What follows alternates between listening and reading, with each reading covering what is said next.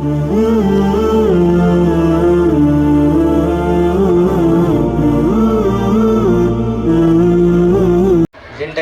بڑی سہل ہو جائے اور ہمارے بڑے جو مسائل ہیں وہ بہت آسانی کے ساتھ حل ہو سکتے ہیں۔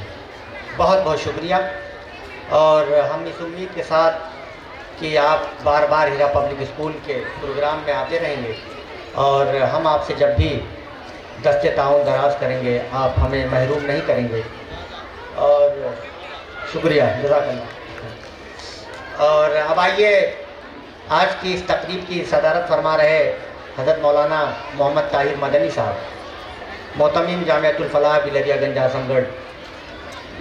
آپ نے خطہ اعظم گڑھ میں اپنے مختلف پروگرام کے ذریعے سے گاؤں گاؤں جا کر اور مختلف اداروں میں جا کر جو تعلیمی بیداری پیدا کی ہے، اور علم کے حصول کے لیے جو شوق و جذبہ پیدا کرنے کی کوششیں کی ہیں، وہ لائق ستائش ہیں۔ اور جب بھی آپ کو کسی تقریب میں مدعو کیا جاتا ہے تو بڑی ہی منکسر المزاجی کے ساتھ، بڑی خاکساری کے ساتھ آپ طلبہ کی اور منتظمین کی حوصلہ افزائی کرتے ہوئے لبیک کہتے ہیں۔ ہم آپ کا شکریہ ادا کرتے ہیں کہ آپ معمولی سی ہماری دعوت پر بے سر و سامانی کے باوجود آپ ہماری سرپرستی فرماتے ہیں، نگرانی کرتے ہیں، اور اداروں میں جو ایک اعلیٰ تعلیم کے ساتھ ساتھ ماڈرن ایجوکیشن کے ساتھ ساتھ جو ایک اسلامی فلیور ہونا چاہیے، اسلامی آداب ہونے چاہیے، اس کی بھی آپ مسلسل جو ہے ہمیں تلقین کرتے ہیں، تاکید کرتے ہیں، اور یقیناً آپ کے جو جذبات ہیں، جو خیالات ہیں، ہم انہیں اپنی زندگی میں اور اداروں کی زندگی میں نافذ کرنے کی حتی الامکان کوشش بھی کریں گے، اور آپ کی سرپرستی ہمیں ہر لمحہ چاہیے۔ ہم اس کے لیے آپ سے ہر وقت تعاون کی درخواست کرتے ہیں۔ آئیے کلمہ صدارت کے لیے مائک پر جناب محمد طاہر مدنی صاحب۔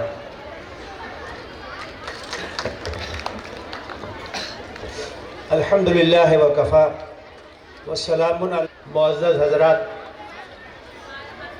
محترم ماؤں، بہنوں، بزرگوں، عزیز نوجوانوں، پیارے بچوں، آج کے اس پروگرام میں شریک ہو کے بے انتہا مسرت ہوئی۔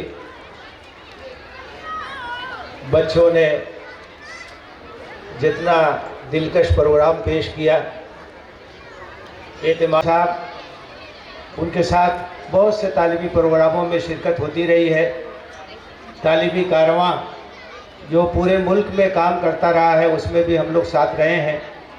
ان کا ویژن، ان کے عزائم، ان کے حوصلے بہت بلند ہیں، اور انتہائی جافشانی کے ساتھ انہوں نے اپنے عزائم کو عملی شکل اس ادارے کی شکل میں دی ہے۔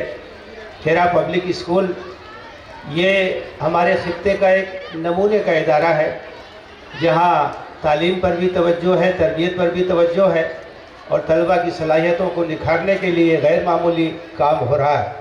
میں مبارکباد پیش کرتا ہوں اور اللہ سے دعا کرتا ہوں کہ اللہ تعالیٰ ان کے عزائم کو بحسن خوبی تکمیل تک پہنچائے، جو خواب ہیں وہ پورے ہوں، شرمندہ تعبیر ہو، اور یہ ادارہ پورے ملک کے لیے ایک مثال بنے، ایک روشنی کا مرکز بنے۔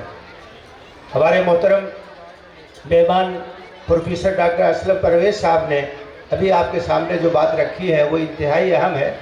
اس بات کو یاد رکھ لینا چاہیے کہ امت مسلمہ کی کامیابی اور اس کی کامرانی کا دار و مدار قرآن کے ساتھ وابستگی میں مضمر ہے، اس کے علاوہ کوئی راستہ نہیں۔ اور اللہ تعالیٰ نے اس کتاب کو نازل ہی اس لیے کیا ہے کہ ہم اس سے وابستہ ہو کر کے دنیا اور آخرت کی کامیابی کو حاصل کریں۔ اللہ کے رسول صلی اللہ علیہ وسلم نے فرمایا تھا، ان اللہ یرفع بہذا الکتاب اقواما ویضع بہ آخرین۔ اللہ تعالیٰ اس کتاب کے ذریعے وہ کامیاب اور کامران ہوں گے جو اس کتاب کا حق نہیں ادا کریں گے، ناکامی اور ذلت اور رسوائی سے ان کو کوئی بچا نہیں سکتا ہے. وہ زمانے میں معزز تھے مسلمان ہو کر اور ہم خوار ہوئے تارک قرآن ہو کر. اللہ کے رسول صلی اللہ علیہ وسلم نے حجۃ الوداع کے موقع پر لاکھوں صحابہ کرام کے مجمع میں یہ نصیحت فرمائی تھی. آپ نے کہا تھا کہ 2 چیزیں چھوڑ کے جا رہا ہوں، جب تک تم مضبوطی سے ان کو تھامے رہو گے تم گمراہ نہیں ہو سکتے. ایک اللہ کی کتاب ہے اور دوسرے اللہ کے رسول کی سنت. اس سلسلے میں ہم سے جو کوتاہیاں ہوئی ہیں ان کو دور کرنے کی ضرورت ہے. قرآن سے اپنے تعلق کو مضبوط کرنے کی ضرورت ہے. اور یاد رکھیے قرآن سے استفادہ کے لیے 3 شرطیں بہت اہم ہیں. ان شرطوں کو اپنے ذہن میں رکھیے اور اس کے مطابق قرآن سے فائدہ اٹھانے کی کوشش کیجیے. پہلی شرط یہ ہے کہ ہماری نیت درست ہونی چاہیے. ہم قرآن اس لیے پڑھیں کہ تاکہ اس سے ہدایت حاصل کریں، اس سے رہنمائی حاصل کریں. یہ نور ہے، یہ روشنی ہے، یہ رہنمائی ہے، یہ گائیڈنس ہے. نیت ہماری صاف ہونی چاہیے، اخلاص ہونا چاہیے کہ ہم اللہ کی کتاب اس لیے پڑھیں تاکہ اس سے ہمیں رہنمائی ملے. زندگی گزارنے کا راستہ اس سے ہمیں معلوم کرنا ہے. دوسری شرط یہ ہے کہ غور اور فکر کے ساتھ پڑھیں. میرے بھائیوں، میرے بزرگوں، ماؤں بہنوں، اس پر غور کیجئے. دنیا کی کوئی کتاب ایسی نہیں ہے جو بے سمجھے پڑھی جاتی ہے. اللہ کی کتاب کے ساتھ یہ بہت بڑا ظلم ہے کہ اول تو ہمیں اس کو اٹھانے کی توفیق نہیں ہوتی اور کبھی پڑھتے ہیں تو بغیر سمجھے اس کے معنی و مفہوم کو سمجھنے کی کوشش نہیں کرتے ہیں. جبکہ قرآن مجید نازل ہی اس لیے ہوا ہے کہ اس پر غور کیا جائے. کتاب انزلناہ الیک مبارک لیدبروا آیاتہ ولیتذکر اولو الالباب. یہ ایک مبارک کتاب ہے جس کو ہم نے نازل کیا ہے تاکہ لوگ اس کی آیتوں پر غور کریں اور عقل مند اس سے نصیحت حاصل کریں. تو سمجھ کر پڑھنا ہے. یاد رکھیے اس بات کی اہمیت نہیں ہے کہ ہم کتنا قرآن پڑھتے ہیں، اہمیت اس بات کی ہے کہ ہم کیسے قرآن پڑھتے ہیں.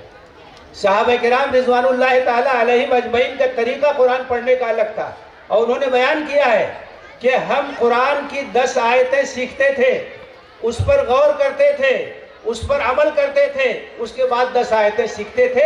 فَتَعَلَّمْنَا الْعِلْمَ وَالْعَمَلَ جَمِيعًا. علم اور عمل ایک ساتھ ہم نے سیکھا. یہ طریقہ ہے قرآن پڑھنے کا. 5 ہی آیت پڑھیے، اس پر غور کیجئے کیا بات کہی گئی ہے اور اس کو عمل میں لانے کی کوشش کیجئے. تو یہ قرآن پڑھنے کا طریقہ ہے اور اسی طریقے سے قرآن پڑھنا چاہیے. علامہ اقبال رحمۃ اللہ علیہ نے ایک واقعہ اپنی زندگی کا نقل کیا ہے کہ میں صبح میں قرآن پڑھتا تھا، والد محترم کا گزر ہوتا تھا، پوچھتے تھے بیٹے کیا پڑھ رہے ہو؟ میں کہتا تھا قرآن پڑھ رہا ہوں. کئی دن یہی سوال کیا تو میں نے کہا کہ ابا جان آپ ایک ہی بات کئی روز سے پوچھ رہے ہیں. تو ان کے والد محترم نے کہا کہ بیٹے گرہ کشا ہے، نہ راضی نہ صاحب کشاف. ہم مخاطب ہیں، آپ مخاطب ہیں، ہمیں اس پر عمل کرنا ہے، ہمیں اس پر غور کرنا ہے. تو قرآن سے استفادہ کے لیے دوسری شرط یہ ہے کہ ہم غور و فکر کے ساتھ پڑھیں اور تیسری شرط یہ ہے کہ اس جذبے کے ساتھ پڑھیں کہ قرآن کے مطابق ہمیں اپنے آپ کو ڈھالنا ہے. قرآن کی آیتیں اس لیے کہ ہم اس کو عمل میں لائیں. اللہ کے رسول صلی اللہ علیہ وسلم نے صحابہ کرام کو چلتا پھرتا قرآن بنا دیا اور اسی کردار کا اثر ہوا کہ اسلام کہاں کہاں پھیلا. تو اس نیت کے ساتھ، اس عزم کے ساتھ، اس ارادے کے ساتھ پڑھنا ہے کہ قرآن کے مطابق ہمیں اپنے آپ کو ڈھالنا ہے. جب ہم قرآن پڑھیں گے اور اس پر غور کریں گے تو ہماری زندگی اور قرآنی تعلیمات میں بڑا تضاد نظر آئے گا. قرآن کچھ کہتا ہے اور ہم کچھ کر رہے ہیں. تو اس نیت کے ساتھ پڑھیے، اس عزم کے ساتھ پڑھیے کہ اس کے مطابق ہم اپنے آپ کو ڈھالیں گے، اپنے آپ کو بدلیں گے. اور روزانہ اگر 5 آیتیں بھی اس طرح سے پڑھیں تو مہینے میں 150 آیتیں ہوں گی اور جو 150 آیتوں پر ایک مہینے میں عمل کرے گا اس کی زندگی میں تبدیلی آئے گی یا نہیں آئے گی. اسی قرآن نے صحابہ کو تیار کیا تھا، اسی قرآن نے اس نسل کو تیار کیا تھا. قرآن کی تاثیر میں کوئی کمی نہیں ہے، بس ہمارا جو پڑھنے کا طریقہ ہے وہ طریقہ بدلنے کی ضرورت ہے. قرآن کی تاثیر اسی طریقے سے موجود ہے. تیرے ضمیر پہ جب تک نہ ہو نزول کتاب گرہ کشا ہے، نہ راضی نہ صاحب کشاف. دوسری بات، اللہ کے رسول سے جو ہمارا تعلق ہے، اللہ کے رسول سے ہمیں جو محبت ہے، آپ سے ہمیں جو عقیدت ہے، اس کا تقاضا یہ ہے کہ اسوہ نبوی کو ہم اختیار کریں اور آپ سے اپنے تعلق کو مضبوط کریں. اس سلسلے میں بھی 3 باتیں ہمیں سامنے رکھنی ہے۔ نمبر 1، اللہ کے رسول سے سب سے بڑھ کر محبت ہونی چاہیے، اور قرآن مجید میں اللہ تعالیٰ نے فرمایا ہے النبی اولیٰ بالمؤمنین من انفسہم، نبی کا حق اہل ایمان پر ان کی اپنی ذات سے بھی زیادہ ہے، اور کوئی آدمی مومن نہیں ہو سکتا جب تک کہ اللہ اور اس کا رسول اس کے نزدیک سب سے زیادہ محبوب نہ ہو جائے۔ تو 3 چیزیں اس سلسلے میں بھی ہمیں سامنے رکھنا ہے۔ نمبر 1، محبت ہونی چاہیے اللہ کے رسول سے، غیر معمولی محبت ہونی چاہیے۔ آپ کے احسانات عظیم ہیں، ان احسانات کا تقاضا ہے اطاعت کی جائے۔ رسول اپنی جانب سے کچھ نہیں کہتا ہے، رسول جو کچھ کہتا ہے اللہ کی جانب سے کہتا ہے۔ رسول کی اطاعت اللہ کی اطاعت ہے، اور رسول کی نافرمانی اللہ کی نافرمانی ہے۔ اللہ کے رسول صلی اللہ علیہ وسلم نے فرمایا، بخاری شریف کی روایت ہے، کل امتی یدخلون الجنت الا من ابا، قیل ومن یابا یا رسول اللہ، قال من اطاعنی دخل الجنہ ومن عصانی فقد ابا۔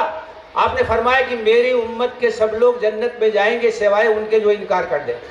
صحابہ نے پوچھا کہ جنت میں جانے سے کون انکار کر سکتا ہے؟ آپ نے کہا جو میری اطاعت کرے گا وہ جنت میں جائے گا، اور جو میری نافرمانی کرے گا اس نے جنت میں جانے سے انکار کر دیا۔ جنت میں جانے کا راستہ اطاعت اللہ اطاعت الرسول ہے۔ تو یہ دوسری چیز ہے کہ اللہ کے رسول صلی اللہ علیہ وسلم نے جو کچھ کہا ہے ہم اس کی اطاعت کریں۔ ما آتاکم الرسول فخذوہ وما نہاکم عنہ فانتہوا، رسول نے جو دے دیا وہ لے لو، اور جس چیز سے منع کر دیا اس سے باز آ جاؤ۔ اور تیسری چیز یہ ہے کہ اللہ کے رسول کی اتباع کیجیے۔ اطاعت اور اتباع میں فرق ہے۔ اطاعت تو وہ چیزیں ہیں جو ضروری ہیں، جن کا حکم دیا گیا ہے، جن سے روکا گیا ہے، اور اتباع یہ ہے کہ جو چیز ضروری نہیں ہے، نفل ہے، مستحب ہے، اللہ کے رسول نے کیا ہم کریں گے اسے۔ صحابہ کرام اللہ کے رسول صلی اللہ علیہ وسلم کی ایک ایک چیز کو دیکھتے تھے، آپ کیسے کھاتے ہیں، آپ کیسے چلتے ہیں، آپ کیسے سوتے ہیں، آپ کیسے آرام کرتے ہیں، آپ کیسے بات کرتے ہیں، ایک ایک چیز کا مشاہدہ کرتے تھے اور اس پر عمل کرنے کی کوشش کرتے تھے۔ یہ محبت کا تقاضا ہے، یہ اللہ کے رسول سے عقیدت کا تقاضا ہے کہ آپ کے اسوہ حسنہ کو ہم اپنی نگاہوں کے سامنے رکھیں اور آپ کی پیروی کرنے کی کوشش کریں کہ محمد سے وفا تو نے تو ہم تیرے ہیں، یہ جہاں چیز ہے کہ لوح و قلم تیرے ہیں۔ آخر میں ایک پیغام اپنے بچوں کے لیے، بچیوں کے لیے، طلبہ کے لیے، اسٹوڈنٹس کے لیے، کہ اپنے عزائم کو بلند رکھو، اپنی منزل کو آسمان تک رکھو، اور اس بات کو ہمیشہ اپنے سامنے رکھو کہ ہر ایک مقام سے اونچا مقام ہے تیرا، ہر ایک مقام سے اونچا مقام ہے تیرا، حیات ذوق سفر کے سوا کچھ اور نہیں، کہیں رکنا نہیں، ستاروں سے آگے جہاں اور بھی ہیں، ابھی عشق انتہا اور بھی ہیں۔ تو ہمیشہ اپنے ہدف کو، اپنے گول کو اونچا رکھو۔ اور سرپرستوں سے، والدین سے ایک بات عرض کرنا چاہوں گا کہ اگر تعلیمی ادارے کے ساتھ سرپرستوں کا تعاون نہ ہو تو جو نتیجہ ہم حاصل کرنا چاہتے ہیں وہ حاصل نہیں ہو سکتا۔ والدین کی ذمہ داری ہے، سرپرستوں کی ذمہ داری ہے، گھر کے ماحول کو بنانے کی ذمہ داری ہے، تربیت کی ذمہ داری ہے، ان کے اندر اچھا اخلاق پیدا کرنے کی ذمہ داری ہے۔ جب گھر اور محلہ اور اسکول ان تینوں کے اندر کوآپریشن ہوتا ہے تو اچھے نتائج نکلتے ہیں۔ اس لیے اپنے بچوں کی تربیت کی طرف سے ہمیں غافل نہیں ہونا چاہیے اور ہمیشہ اس پر پوری ہمیں توجہ دینی چاہیے۔ آمین۔ وآخر دعوانا ان الحمدللہ رب العالمین۔